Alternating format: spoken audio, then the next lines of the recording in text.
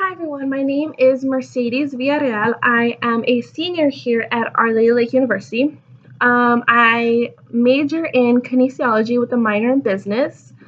Yeah, I aspire, like my career goals are to do something along the lines in sports management field. So I like to do like maybe athletic director or oversee different sports organizations for kids to just to have fun or showcase their talents for future things like college and like high school stuff, so like recruitings and stuff.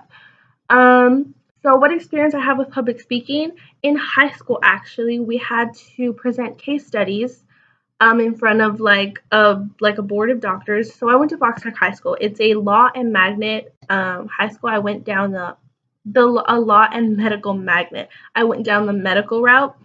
So within that, we had to present a case study in front of doctors, and we had to tell them what the patient has, what are their symptoms, what factors contributed to that, their treatment, how would this affect them in the long run. So we had to memorize this entire case file and then present it in front of these doctors. And then after we were done presenting, the doctors then asked us questions about our presentation itself. So it wasn't just like, oh, you just memorize this information and then you're done. No, you memorize the information, present it to the doctors, and then doctors have questions they ask you. So you have to make sure you actually know what is going on rather than just memorizing it. You have to know why that is. Why does that happen? The toughest thing about that was memorizing those large words, but other than that, it wasn't so hard because we were like in groups. And then like the little public speakings of when like you're in high school or like even in college when you do presentations and stuff in front of the class. Those are like the few things that I can think of. But the really big one that I have was in high school when we had to present in front of the doctors our case studies.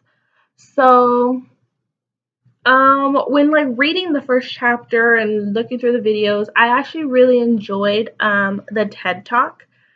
So one of the things that the guy in the video was like said that I really thought was super interesting and like I could see like why he said that. So he was like, the number one task as a speaker is to transfer into your listeners' minds as an extraordinary gift, a strange and beautiful object that we call an idea.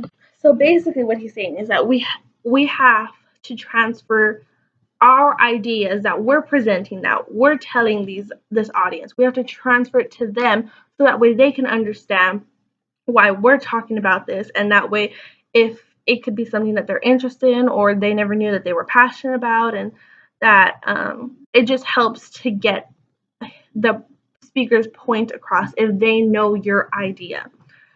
So then he was like, there's four guidelines to building an idea. Like you limit your talk to like the major idea, and then like you give your listeners the reason to care.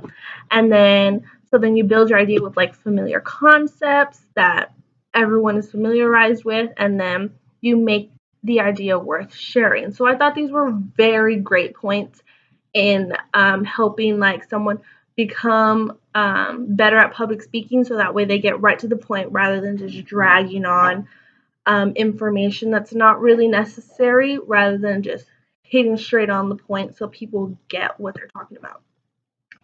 And then the third video, the dangerous silence video, was actually super inspiring to me because I know I'm not the best public speaker, but I'm the worst public speaker.